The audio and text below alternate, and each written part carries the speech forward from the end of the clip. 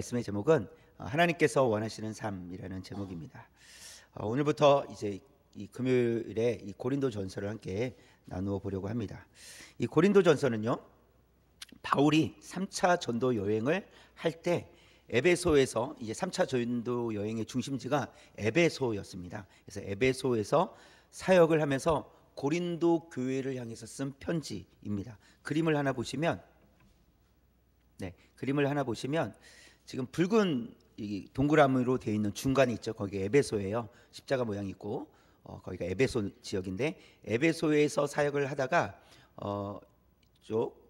오른쪽이죠. 고린도, 동그라미 표시되어 있는데, 고린도에서 이제 좀 문제가 일어납니다. 그래서 에베소에서 바울이 편지를 써요. 또 보면 편지만 쓴 것이 아니라 또 한 번 갔다 오기도 합니다. 그리고 또 편지를 쓰는데, 이 고린도 전서는 이 고린도에 보내는 편지 중에서 두 번째로 보내는 편지예요. 근거가 어디 있냐면 고린도전서 5장 9절에 보면요, 볼까요? 시작. 내가 너희에게 쓴 편지에 음행하는 자들을 사귀지 말라 하였거니와. 보시면 지금 고린도전서, 그렇죠? 고린도전서를 써서 보내는 거잖아요. 근데 그 내용 안에 무엇이 들어있냐면, 내가 너희에게 쓴 편지에 과거에 당신들에게 쓴 편지가 있지 않았냐, 이거잖아요. 그래서 지금 고린도 교회 편지를 처음으로 보내는 것이 아니라, 그래서 고린도전서는 최소 두 번째 편지라고 할 수가 있습니다. 그러나 어떤 내용을 담고 있었는지 정확하게 알려져 있지는 않습니다. 근데 여기서 이제 한 줄 나오죠. 음행하는 자들을 사귀지 말라 하였거니와. 이런 내용을 가지고 편지를 썼었다는 것을 보여주고 있어요. 이 또한 어떤 문제를 가지고 또 고린도전서, 고린도 교회를 향해서 편지를 썼었는데, 다시 한번 또 소문이 들려오는 거였어요. 그래서 그 소식을 듣고 다시 편지를 쓴 것이 고린도전서를 쓴 것이죠. 그래서 바울은 고린도 교회의 이 성도들의 반응을 두 가지 통로를 통해서 들었는데요. 첫 번째는 고린도전서 1장 11절에 보니까 붉은 글씨만 읽겠습니다. 시작. 글로에의 집 편으로 너희에 대한 말이 내게 들리니, 글로에라는 사람, 그 집 편으로 너희에게 대한 말이 내게 들렸다. 그런데 그 내용이 어떤 내용이었냐면, 너희 가운데 분쟁이 있다는 것이다. 그 분쟁에 대한 이야기를 이 글로에를 통해서 글로에의 집 편으로 들었다, 이렇게 이제 이야기를 하고 있어요. 이게 이제 한 가지 통로고요. 두 번째 통로는 고린도전서 16장 17절인데 붉은 글씨 시작. 스데바나와 부드나도와 아가이고가 온 것을 기뻐하노니. 그러니까 이 세 사람이 와서 고린도 교회의 상황을 알려주었다라는 것입니다. 그리고 그것을 듣고 고린도 전서를 쓴 거예요. 이런 소식이 저한테 들렸습니다. 그리고 나서 그런 고린도 교회 안에 있는 어떤 문제라든지 고린도 교회 성도들이 말하고 있는 그 부분에 그 내용들을 가지고 이제 편지를 쓴 것이 고린도전서다는 것을 알 수가 있습니다. 이때 고린도 교회 성도들은 사실 이 바울의 사도적 권위를 좀 의심하는 상태였어요. 그러니까 이것은 거짓 선지자들, 또 율법주의자들이 그곳에서 바울을 조금 안 좋게 이야기를 합니다. 그래서 고린도 교회, 그러니까 예수님을 믿고 이제 예수님을 영접하고 구원을 얻었다고 하는 고린도 교회 성도들이 이 바울의 사도권에 대해서 조금 의심하기 시작을 해요. 그래서 바울의 말을 다 믿어도 될지 모르겠습니다, 뭐 이런 의미가 담겨져 있는 것이죠. 그래서 이 고린도전서의 편지를 쓸 때 바울의 마음은 어떠했겠습니까? 좀 불편했겠죠. 자신에 대해서 못 믿는, 의심하는 그런 성도들이 있다고 하니 바울이 편지를 쓰면서도 조금 마음이 편치 않았을 것으로 보입니다. 그러니까 그런 느낌이 고린도전서에 있어요. 이런 상황 가운데서도 그러나 바울은 고린도 교회 성도들을 생각하면서 감사의 내용으로 고린도전서 1장을 들어가고 있어요. 감사의 내용으로. 4절에 있는 말씀 볼까요? 4절, 오늘 말씀 4절 시작. 그리스도 예수 안에서 너희에게 주신 하나님의 은혜로 말미암아 내가 너희를 위하여 항상 하나님께 감사하노니. 고린도 교회 성도들을 생각할 때 바울이 어땠다는 겁니까? 항상 하나님께 감사하노니 라고 했어요. 근데 왜 감사하느냐라고 했을 때 하나님께서 여러분들에게 구원을 베풀어 주신 그 은혜에 전 항상 감사하고 있습니다. 이 고백이에요.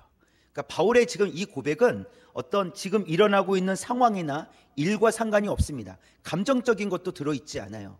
단순히 바울은 지금 무엇으로 인해 감사하느냐면 고린도 땅에, 이 고린도 지역에 바울이 들어가서 하나님의 말씀을 선포함으로 인해서, 그러니까 복음을 선포함으로 인해서 그 고린도 지역에 있는 사람들이 예수 그리스도를 영접함으로 하나님의 자녀가 되었다는 것에 감사하고 있다라는 거예요.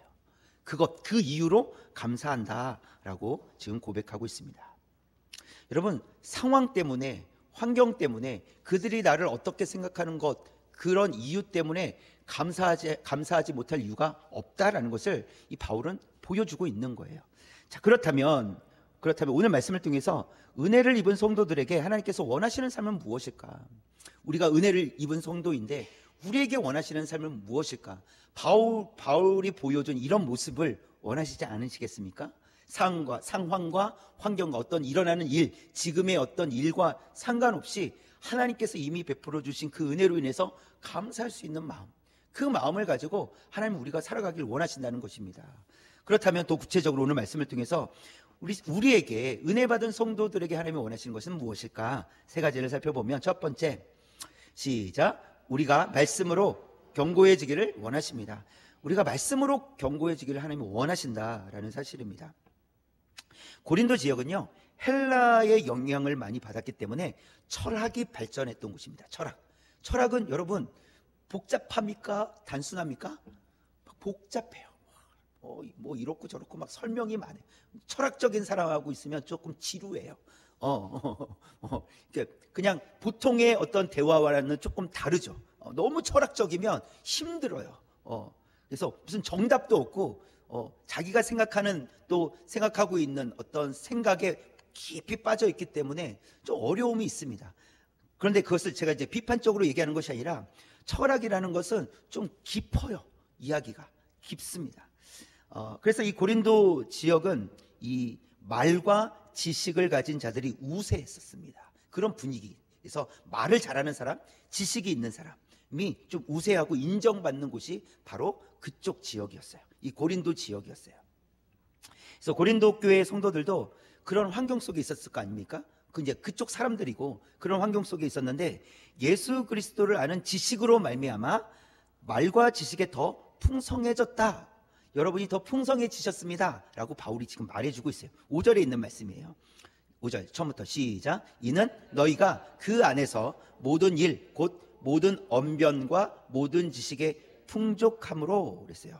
그 안에서, 예수님 안에서 여러분이 언변과 모든 지식이 더 풍족해졌습니다. 진리이신 예수님을 아니까 여러분이 훨씬 더 지식적으로 좀 뛰어나게 됐습니다. 풍족해졌습니다 라고 말해주고 있는 거예요. 그래서 이 고린도 교회 성도들은 예수님을 안 이후에 영적인 어떤 지식 또 이해력이 향상되었다는 것을 보여주고 있습니다. 그 이유를 6절에서 또 말씀하시는데 6절 한번 볼까요? 시작. 그리스도의 증거가 너희 중에 견고하게 되어. 그리스도의 증거, 예수 그리스도의 그 복음이 여러분 안에서 견고하게 되었기 때문입니다. 이렇게 말하고 있는 거예요. 그래서 6절을 쉬운 성경으로 다시 한번 보시면 시작. 내가 이렇게 말씀드리는 것은 그리스도에 관하여 증언한 것이 여러분 안에서 확고해졌기 때문입니다. 그랬어요. 그리스도에 관한 증언이 여러분 안에서 확고해졌기 때문, 확신이 들었기 때문입니다 라고 지금 설명을 하고 있습니다. 바울이 복음을 전했고요. 2차 전도 여행 때 고린도 지역에 가서 복음을 전했고 그곳에 교회가 세워진 거예요. 그래서 고린도 교회라고 하는 거예요. 그때 바울이 이제 고린도 지역에 있는 그 사람들에게 복음을 전하면서 그들이 예수 그리스도를 받아들였고 예수 그리스도의 증언, 그 증언으로 인해서 확고해졌다는 것을 확인했었습니다. 그렇게 확인했었기 때문에 바울은 고린도 교회에 편지를 보내면서 여러분 그랬지 않습니까? 이렇게 이야기하고 있는 거예요. 여러분은 그리스도로 인해서 확고한 사람들입니다. 제가 그것을 확인했었습니다 라고 말해주고 있는 것입니다. 즉 결국 예수님만이 길이시고 진리시고 생명이심을 깨달은 성도들은 영원한 생명을 얻었고 영원한 하나님의 나라에 들어가게 된다는 이 확신 속에서 살아가게 되었다는 것입니다. 이 땅에서 삶이 전부가 아니라 이 땅 이후의 삶이 어떠한지를 예수 그리스도를 믿음으로 알게 되었다는 것입니다. 생명, 또 영생, 영원한 생명을 깨닫게 되었다는 것을 지금 바울이 설명하는 것이고, 그리고 고린도 교회 성도들도 이 확신을 가지고 여러분 살아가고 있습니다. 이렇게 설명해 주고 있습니다. 그러면 이런 확신은 무엇으로부터 오는 것일까? 여러분, 이런 확신은요 오직 하나님의 말씀으로부터 옵니다. 하나님의 말씀을 통해서 우리가 확신을 갖게 돼요. 물론 성령님의 도우심이 필요합니다. 그러니까 하나님의 말씀을 통해서 성령님께서 일하시는데, 하나님의 말씀이 우리 심령 가운데 그것이 깨달아지도록 성령께서 일하신다는 거예요. 그래서 하나님의 말씀을 통해서 우리는 확신을 가지고 살아갈 수 있다는 것을 말씀해 주십니다. 그래서 상황이나 환경이 어떠하든지 성도들에게 필요한 것은 하나님의 말씀이다. 말씀이 우리를 견고하게 하신다라는 사실입니다. 그래서 사도행전 8장에 보면 이 에디오피아 내시에 대한 이야기가 나오는데, 그 에디오피아 내시가 예루살렘에서 또 예배를 드리고 예루살렘에 왔다가 다시 본국으로 돌아가는 길에 이사야서 53장에 있는 말씀을 이렇게 읽고 있었어요. 그런데 도통 이해가 되지 않는 거예요. 거기에 나오는 어린 양이 누군지, 핍박을 당한다는데 그 양이 누군지 도통 이해가 되지 않는 거예요. 그때 7 집사 중 이 빌립이라는 사람이 에디오피아 내시를 만나 그 성경을 풀어줍니다. 설명해줘요. 그때 그 설명을 듣고 이 에디오피아 내시는 그 말씀을 깨닫게 됩니다. 그리고 그 자리에서 바로 세례를 받게 됩니다. 그 다음 기록, 에디오피아 내시가 그렇게 말씀을 깨닫게 되고 세례를 받았을 때 어떤 마음이었을까? 사도행전 8장 39절, 붉은 글씨 시작. 내시는 기쁘게 길을 가므로. 세례를 받은 이후에 어떤 마음으로 갔습니까? 기쁜 마음으로 갔다라는 것입니다. 기쁜 마음으로 돌아갔다. 어디로 돌아갔다고요? 본국으로 돌아갔다라고 성경은 기록을 하고 있습니다. 여기서 이제 기쁘게 갔다라는 말이 주는 의미가 있을 거 아니에요? 기쁘게 갔다. 왜 기뻤을까라고 했을 때 이사야 53장에 있는 말씀을 읽고도 도통 이게 무슨 뜻인지 몰랐는데, 그 어린 양이 나를 위해 십자가 지신 예수 그리스도라는 사실을 깨닫게 된 거예요.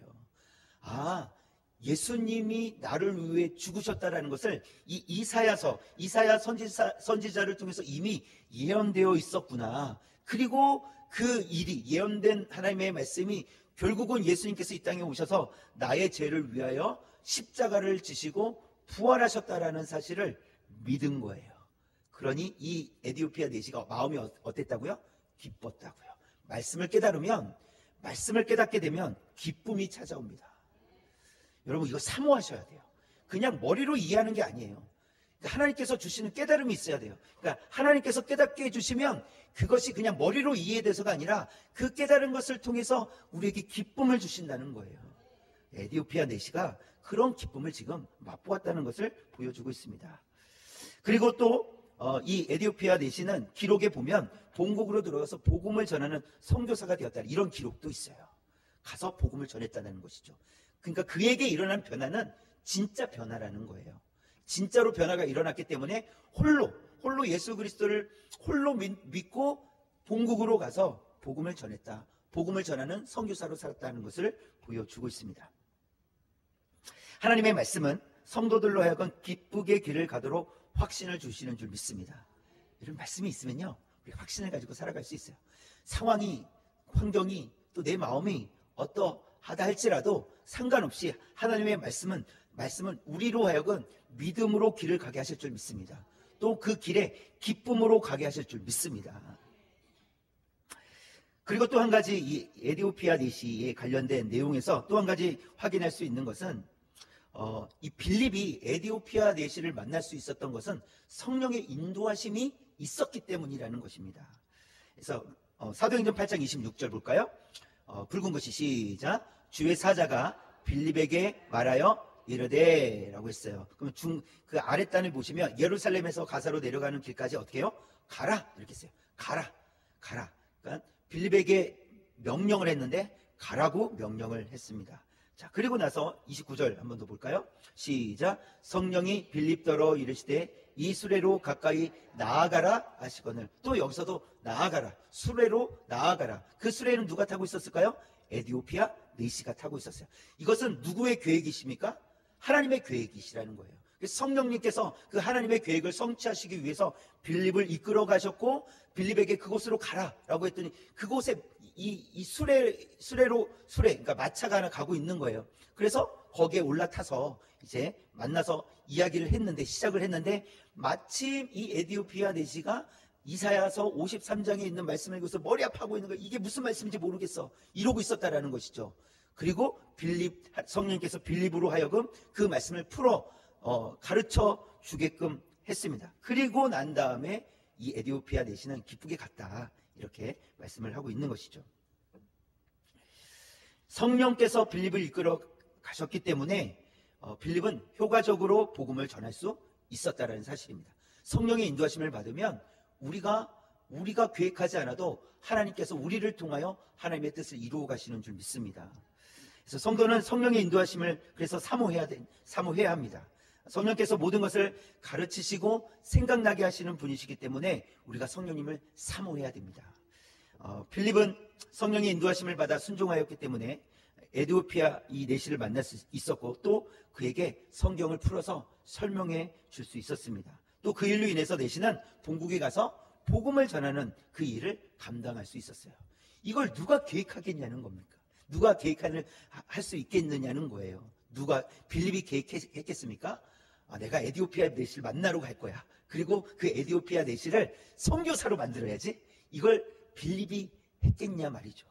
그것이 아니라 성령님께서 하셨고, 성령님께서 빌립을 통하여서 또 에디오피아 내시를 만나게 해주시고, 그때 마침 이사야서 53장에 있는 말씀을 읽어가며 그것이 무슨 말씀인지 모르겠다라고 했을 때, 그것을 풀어줬을 때 그분이 바로 그 어린 양이 예수 그리스도시다, 그것을 깨달아서 본국으로 들어가서 복음을 전할 수 있게 되었다는 사실입니다. 저와 여러분도 이 말씀의 확신과 성령의 인도하심을 받아 견고해지는 성도가 될 수 있기를 원합니다. 하나님의 말씀이 저와 여러분을 견고하게 하실 줄 믿습니다. 또한 성령님께서 우리를 이끌어 주셔서 우리의 삶을 견고해지도록 인도해 주실 줄 믿습니다. 두 번째, 시작. 우리의 삶이 견고해지기를 원하십니다. 네, 말씀으로 견고해지기를 원하시고요, 또 우리의 삶 속에서 견고해지기를 원하신다라고 하십니다. 7절 말씀 볼까요? 시작. 너희가 모든 은사에 부족함이 없이 우리 주 예수 그리스도의 나타나심을 기다림이라. 이 붉은 글씨만 보시면 보세요. 너희가 부족함이 없이 예수 그리스도의 나타나심을 기다림이라. 예수 그리스도의 나타나심이란 언제를 얘기하는 걸까요? 예수님께서 다시 오시는 날을 이야기하는 겁니다. 예수님께서 재림하시는 날이에요. 그런데 예수님께서 재림하실 날을 우리는 알 수 없잖아요. 언제인지 모르잖아요.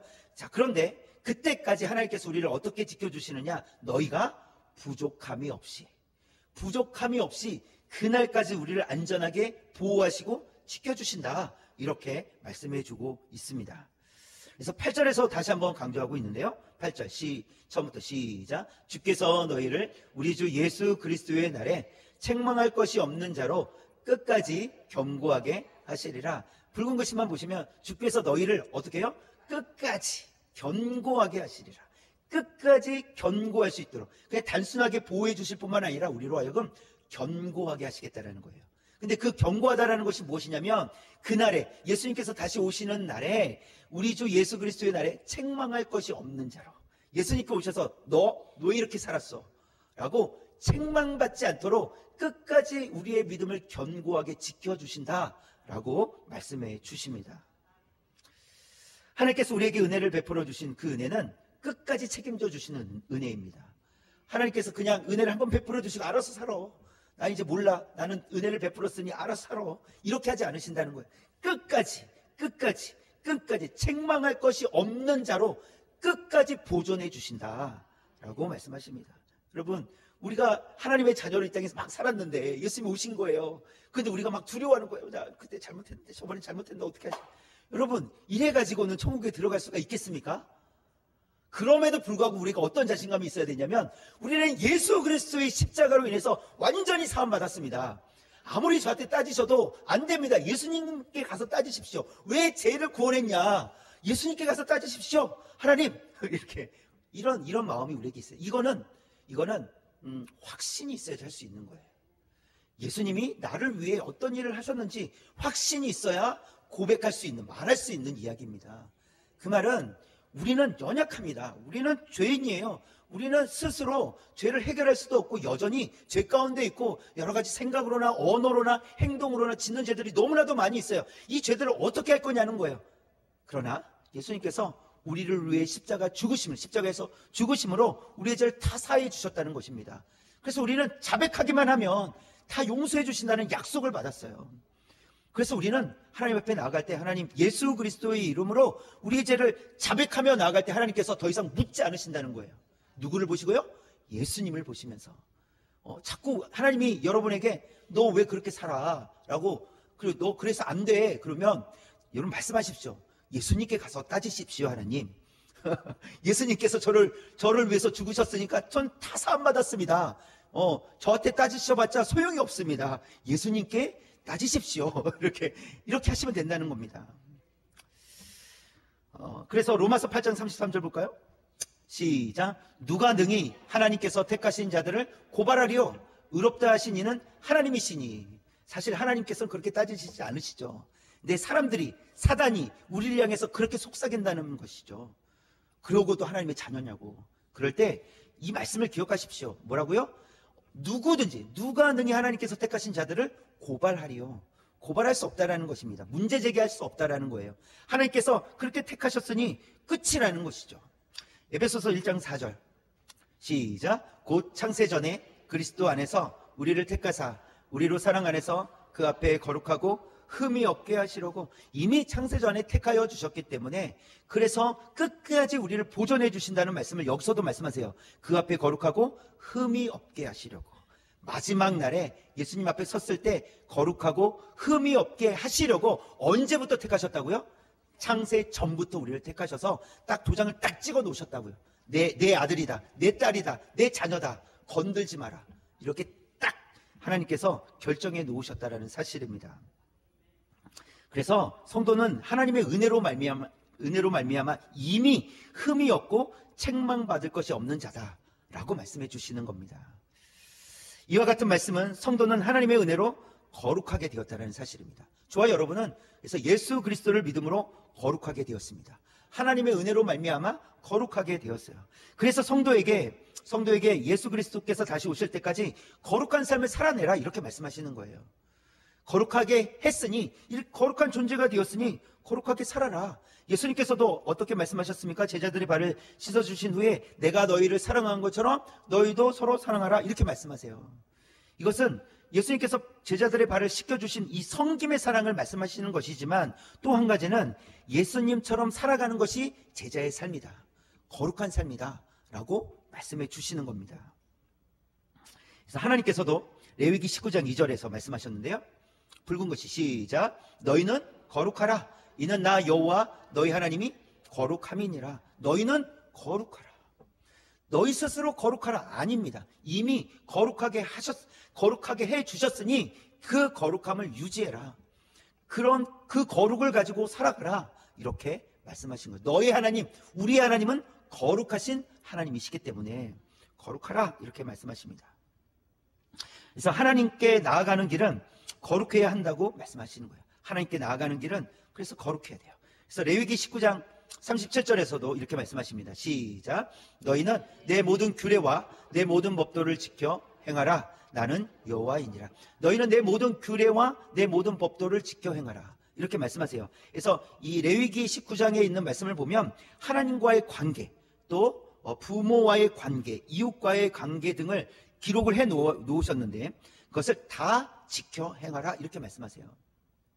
그러니까 하나님의 모든 규례와 법도는 하나님과의 관계뿐만 아니라 부모와의 관계, 가족과의 관계 속에도 있고 이웃과의 관계 속에도 있다는 것을 보여주세요. 그래서 하나님과의 관계만 괜찮으면 되는 것이 아니라 하나님과의 관계를 지켜야 될 뿐만 아니라 하나님의 말씀대로 지켜야 될 뿐만 아니라 또 가족들과 또 이웃들과도 하나님의 말씀을 근거해서 지켜 행하라 이렇게 말씀하고 계시다는 것이죠. 그래서 예수님께서 제자들의 발을 씻어주시고 또 고난의 십자가로 삶을 보여주셨던 것처럼, 그렇죠? 제자들에게 직접 발을 씻겨주시면서 섬김의 삶을 보여주셨잖아요. 직접 보여주셨잖아요. 뿐만 아니라 고난의 십자가를 지심으로 인해서 우리가 예수님께서 어떤 희생을 하셨는지, 어떤 삶을 사셨는지 직접 보여주셨다는 사실입니다. 그래서 삶의 현장 속에서 그리스도인이라는 사실을 보여줄 수 있는 저와 여러분 되시길 원합니다. 우리도 삶의 현장에서, 그러니까 하나님 앞에서도 우리가 정직하게 살아가야 될 뿐만 아니라 삶의 현장에서도 그리스도인으로서 예수님께서 보여주신 것처럼 그리스도인으로서 우리도 살아내야 한다는 사실입니다. 여러분, 가장 좋은 방법 중에 하나는 자신을 되돌아보는 것입니다.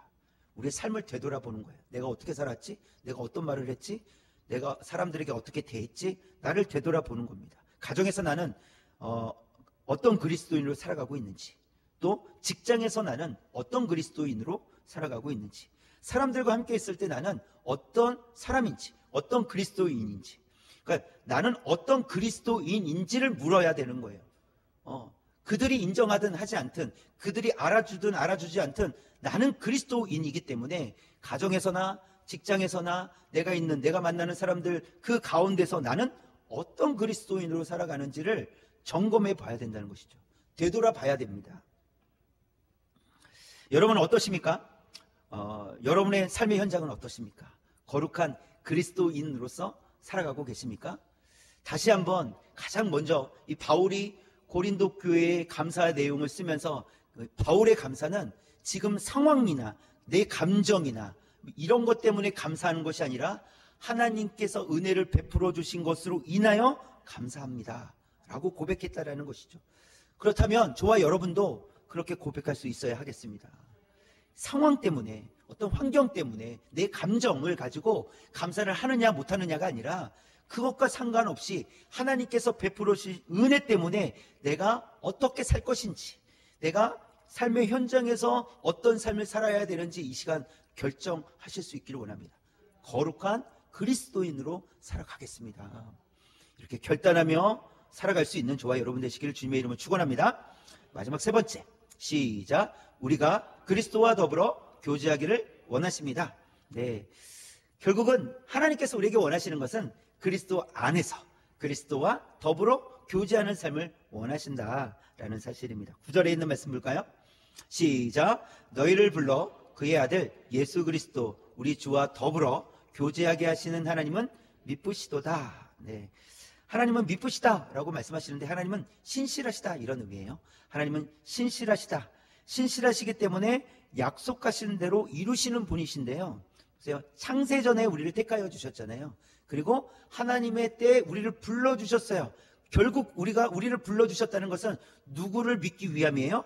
예수 그리스도를 믿기 위함이에요.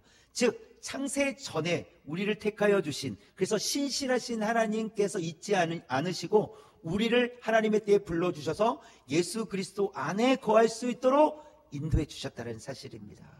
그리고 이제는 우리가 하나님께서 우리에게 은혜 베풀어 주신 일로 인해서 우리가 그리스도와 연합하여 이 땅에서 살아가고 있다라는 사실입니다. 이것은 하나님의 신실하심 때문이라고 가르쳐주고 계십니다. 우리가 예수 그리스도 안에 있는 것은 하나님의 신실하심 때문에 그리스도 안에 있음을 믿습니다. 이것을 잘 나타내주는 말씀이 갈라디아서 2장 20절에 있는 말씀이에요. 처음부터 한번 시작. 내가 그리스도와 함께 십자가에 못 박혔나니 그런즉 이제는 내가 사는 것이 아니요 오직 내 안에 그리스도께서 사시는 것이라. 이제 내가 육체 가운데 사는 것은 나를 사랑하사 나를 위하여 자기 자신을 버리신 하나님의 아들을 믿는 믿음 안에서 사는 것이라. 아멘. 오직 내 안에 그리스도께서 사시는 것이라 이렇게 말씀하시잖아요. 그래서 이제 내가 육체 가운데 사는 것은, 내가 이 육체를 가지고 사는 것은 어떤 삶이냐면 하나님의 아들을 믿는 믿음 안에서 사는 것이라. 즉 예수 그리스도 안에서 사는 것이라 이렇게 말씀하고 있습니다. 우리가 어떤 삶을 살아야 되느냐, 하나님께서 우리에게 원하시는 삶은 무엇이냐, 예수 그리스도 안에서 살아가는 것을 원하신다라는 사실입니다. 그래서 쉬운 표현으로 하면 예수로 충만한 삶을 원하신다. 예수로 충만해지는 거예요. 그냥 예수님이 내 삶 속에 계시는 거예요. 무엇을 할 때든지 뭐 다른 사람이 보면 좀 이상하게 여길 수 있지만 혼자 막 중얼중얼 거려. 예수님 어떻게 할까요? 예수님 어떻게 할까요? 사람들 보면 안 되니까 예수님 어떻게 할까요? 이럴 땐 제가 어떻게 해야 되죠? 꼭 이렇게 말로 표현하지 않더라도 생각으로도 할 수 있을 거 아닙니까? 그렇죠? 이제 뭐 사람들이 많은 곳이라면 예수님 어떻게 할까요? 라고 생각하는 거예요. 또 홀로 있는 곳이라면, 또 사람들에게 눈치를 보지 않는 곳이라면, 또 하나님 앞에 또 예수님 어떻게 할까요? 예수님 가르쳐 주십시오. 그 예수로 충만한 삶을 살아가라 라고 지금 말씀하십니다. 그래서 예수님의 말씀이 우리의 삶 가운데서 충만해질 수 있도록 하고, 또 예수님의 말씀을 따라 순종이 충만해질 수 있도록 하라, 이렇게 말씀하시는 거예요. 그냥 지금 이론을 말씀하시는 것이 아니라 하나님의 말씀을 가지고 우리의 삶 가운데 살아내고, 그것이 어떤 모습으로 나타나야 하느냐면 순종하는 모습으로 나타나야 한다는 것을 말씀해 주고 있습니다. 요한복음 15장 7절에서도 말씀하시는데요. 시작. 너희가 내 안에 거하고 내 말이 너희 안에 거하면 무엇이든지 원하는 대로 구하라. 그리하면 이루리라. 여기서도 보시면 너희가 내 안에 거하고 내 말이 너희 안에 거하면, 예수님과 연합한다라는 의미죠. 예수님 안에 거한다라는 의미입니다. 그런데 예수님 안에 거한다라는 것은 예수님의 말이 우리 안에서 역사하시는 거예요. 우리의 삶 가운데 예수님 말씀이 있어야 된다는 것을 말씀하십니다. 그러할 때 무엇이든지 원하는 대로 구하면 다 이루어진다라고 말씀하시는 거예요. 여러분, 하나님의 말씀대로 살지 않으면서 왜 하나님 저에게는 기도를 이렇게 하는데 들어주지 않으십니까? 너는 왜 내 말을 안 듣니? 이렇게 말씀하실 거예요. 그러니까 우리는 하나님의 말씀을 듣지 않으면서 우리는 하나님께 우리의 말을 들어달라고 한다면 하나님께서도 하실 말씀이 있으시다는 것이죠. 그래서 우리가 하나님께 구한다라는 것은 우리가 예수님 안에 거해야 한다는 사실입니다. 그 말은 하나님의 말씀이 우리의 삶 가운데 있어야 된다는 거예요. 그리고 하나님의 말씀대로 순종하는 삶을 살아낼 때 무엇이든지 원하는 대로 구하라. 그리하면 다 이루리라 라고 말씀해 주십니다. 그래서 하나님의 말씀을 가지고 살아가는 저와 여러분 되시길 원합니다. 그래서 예수님 안에 있으면 열매를 맺는다, 이렇게 말씀하세요. 그래서 예수님 안에 있기 때문에 어떤 열매를 맺겠습니까? 예수님이 원하시는 열매, 예수님의 열매를 맺게 되겠죠. 성경은 거기에 대해서도 말씀해 주세요. 그래서 예수님의 핵심 열매는 사랑입니다. 사랑. 이 땅에 왜 오셨습니까? 우리를 사랑하시기 때문에. 하나님은 왜 예수님을 보내주셨습니까? 우리를 사랑하시기 때문에. 예수님께서는 왜 십자가를 지셨습니까? 우리를 사랑하시기 때문에. 하나님, 예수님의 핵심 열매는 사랑이에요. 그 사랑으로부터 나오는 열매들이 많이 있는데요. 오래 참음과 온유와 인내와 그리고 화평과 희락과 충성과 절제, 자비 등등이 사랑으로부터 나오는 열매들입니다. 그래서 하나님은 우리가 사랑의 열매를 맺기 원하십니다. 그런데 이것을 우리가 그냥 맺을 수는 없어요. 그래서 예수님께 붙어 있으라. 예수님 안에 있으면 예수의 열매를 맺게 되는데 그 열매가 사랑이다. 그리고 그 사랑으로부터 나오는 또 열매들이 있는데 그것이 화평이고 인내고 오래 참음이고 그게 절제고 충성이다, 자비다라고 말씀해 주시는 것입니다. 저와 여러분의 삶 속에서 예수님의 열매가 맺혀지길 원합니다. 우리의 삶의 현장 속에서 예수님의 열매가 맺혀질 수 있도록 이 시간 하나님, 저의 삶 속에서도 예수님의 열매가 맺혀지도록 하나님 도와주십시오. 은혜를 베풀어 주십시오. 저는 스스로 열매를 맺을 수 없습니다. 예수님 안에 거하고 예수님 말씀 안에 거하고 예수님의 말씀대로 순종할 때 열매 맺게 하여 주옵소서. 예수의 열매를 맺고 사랑의 열매를 맺고 믿음으로 확신을 가지고 견고한 삶을 살아갈 수 있도록 은혜를 베풀어 주옵소서. 그렇게 기도하며 나아갈 수 있는 우리 모든 성도님들 되시기를 주님의 이름으로 축원합니다.